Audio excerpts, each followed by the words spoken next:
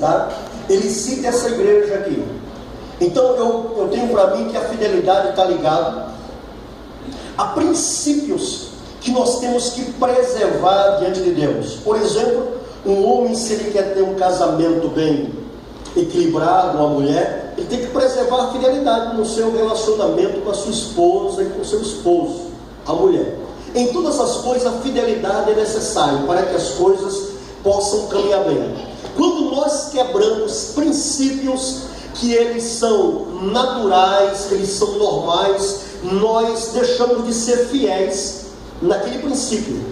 Então, a nossa ideia de falar de fidelidade é falar que a gente não pode ser infiéis a Deus em nenhum dos seus princípios. Nós temos que preservar os princípios relacionados à nossa vida com Ele, para sermos fiéis em tudo. Em Apocalipse capítulo 2, o versículo 1, diz sobre a igreja de Éfeso, diz assim: escreve a igreja de Éfeso e diz, isso diz aquele que tem na sua destra as 7 estrelas, e que anda no meio dos 7 castiçais de ouro. Conheça as tuas obras e o teu trabalho e a tua paciência, e que não podes sofrer os maus, e puseste a prova os que se dizem apóstolos e não são, e tu os achaste mentirosos. Sofreste e tem paciência, trabalhaste pelo meu nome e não te cansaste. Tenho porém contra ti que deixaste o teu primeiro amor. Lembra-te, pois, de onde caíste, e arrepende-te e pratica as primeiras obras.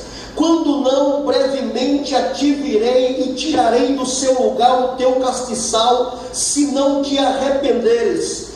Tens, porém, isso que odeias as obras dos nicolaítas, as quais eu também odeio. Quem tem ouvido, ouça o que o Espírito diz às igrejas. Ao que vencer, dar-lhe-ei a comer da árvore da vida que está no paraíso de Deus. Amém. Amém, meus irmãos. Eu sempre repito algumas falas aqui, e ela é repetitiva porque é necessária. Uma das falas que eu repito aqui, que para a gente de vez em quando, é que o importante na vida com Deus não é começar bem. Você pode começar muito bem com a sua vida com Deus, mas o mais importante no seu relacionamento para com Deus não é apenas começar bem, mas é permanecer bem e terminar bem. Se todos que começassem bem, ele pudesse terminar bem, é o ideal, é o ótimo, é o que deve acontecer. Mas a pior coisa que tem é a pessoa começar bem e terminar mal. Alguns chegam até a ficar pelo caminho. Por isso que existe tanta gente que você diz assim: olha, era uma bênção na igreja, pastor, era um profeta do Senhor, era um músico, era um pregador, Deus usava tanto. Começou tão bem a vida cristã e terminou mal, porque ou ainda não terminou, mas já está em um momento mal que pode levar a terminar mal. Por que acontece isso? Eu costumo dizer que a vida cristã é uma caminhada ou uma corrida, segundo Hebreus capítulo 12, e o versículo 2, onde o apóstolo Paulo fala para a gente correr com paciência. Ninguém corre 100 metros rasos com paciência.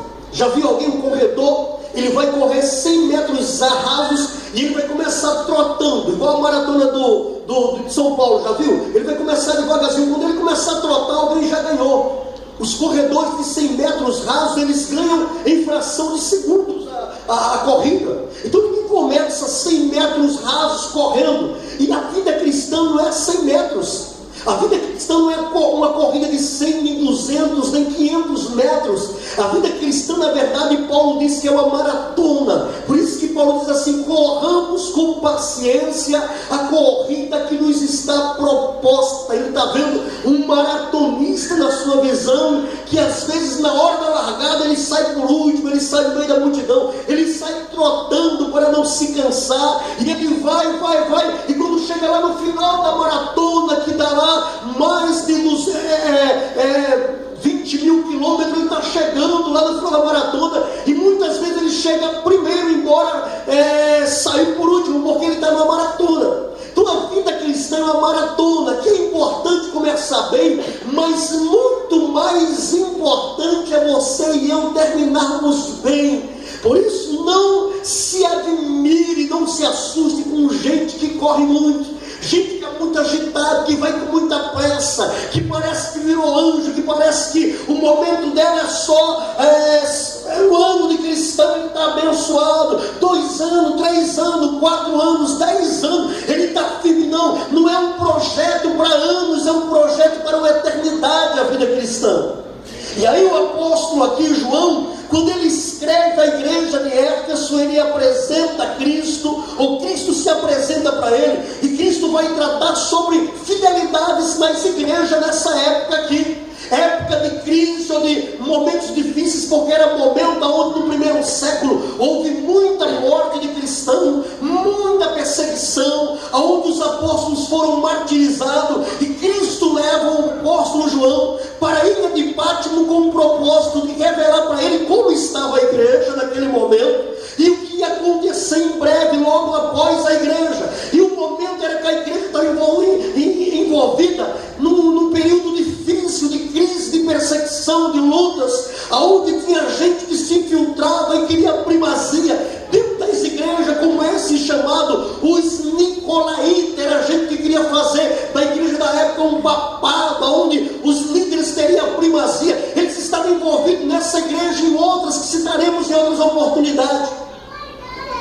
Agora a igreja, ela precisava ser fiel nesse momento aos princípios estabelecidos por Cristo, por Deus a ela. E aí Cristo, ele se apresenta no capítulo 1, e ele diz que as 7 estrelas no versículo 20 é os 7 anjos da igreja, falando que tem 7 anjos da igreja, são os 7 pastores da igreja que está à direita dele. Ele diz que os 7 castiçais de ouro é as 7 igrejas da Ásia, e ele se apresenta aqui no capítulo 2, no versículo 1 de Efésios, falando que ele está no meio dos 7 castiçais de ouro. Ele está falando: eu estou passeando no meio das igrejas da Ásia, onde tem um culto, eu estou no meio desse povo aí. E Jesus começa a falar a partir do versículo 2, que ele conhece o que está acontecendo com a igreja. Ele a princípio elogia a igreja que começou bem. A Bíblia diz que Cristo fala, a Bíblia diz assim: eu conheço as tuas obras, o teu trabalho, a tua paciência, tu não podes sofrer os mal, tu puseste à prova os que se dizem apóstolo ou cristão e achaste eles mentirosos. Tu sofreste, tem padecido e trabalhaste pelo meu nome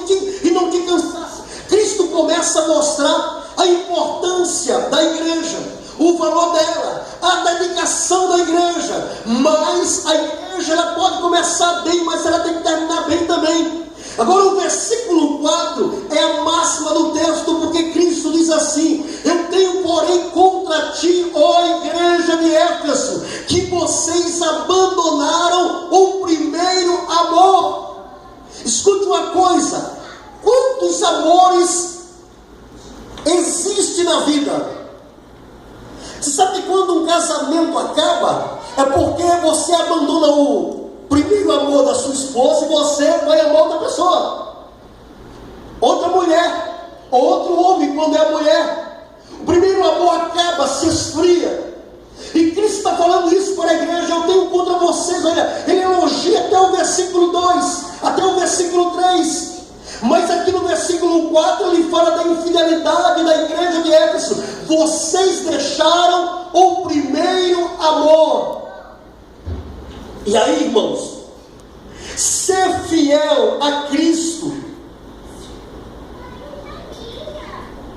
ser fiel a Deus, é preservar o de mais importante. É você preservar aquilo que é de suma importância na sua vida. Você sabe que a Bíblia fala de 2 amor na prática.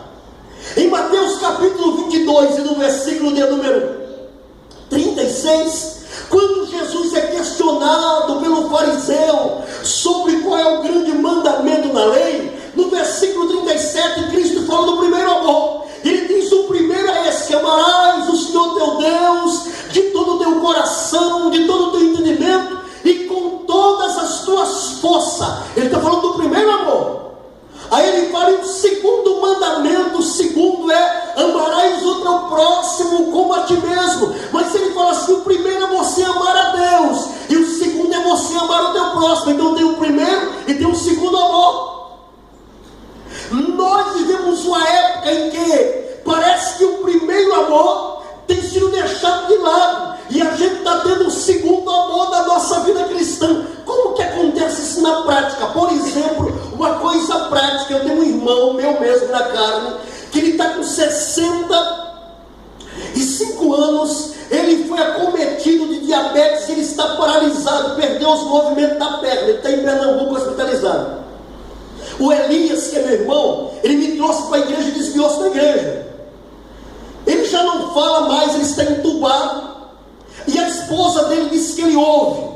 Eu pedi o telefone, liguei para lá, há uns 3, 4 dias atrás, e eu falei para ela: coloca o telefone no ouvido dele que eu vou orar por ele. E ela colocou o telefone no ouvido dele, e ela ficou escutando, e ela soluçava. Eu orava, ela dizia: ele está te escutando, ele está te escutando. E eu comecei a orar por ele, e dizer para ele que Deus pode perdoar, pode salvar ele, porque não sabemos o que vai acontecer. Aí, por que eu estou contando isso? Porque nós temos, eu não posso ir agora lá, me pegou de calça curta. A gente ama o objeto, a gente ama o ministério, a gente ama os filhos, a mulher, mais do que a Deus. Jesus está falando que o primeiro amor deles, eles não perderam o amor por inteiro, eles perderam o primeiro amor, eles amavam, mas eles perderam o primeiro amor, que era o amor incondicional por Deus.